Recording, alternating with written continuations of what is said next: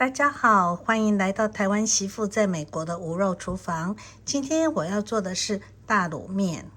准备的材料有香菜、青江菜、红萝卜、生豆包、木耳、蘑菇、蛋，还有油豆腐。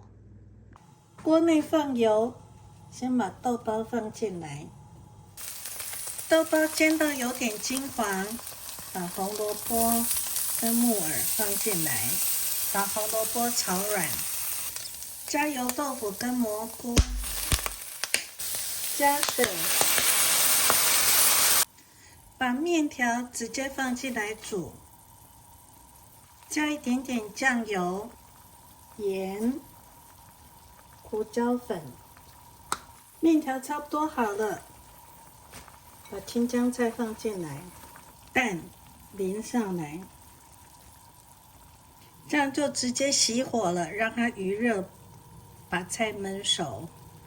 淋一点麻油，放香菜，就可以起锅了。一锅到底，快速上桌。希望大家跟我一起简单做菜，轻松开饭，健康无负担。我们下一期再见，拜拜。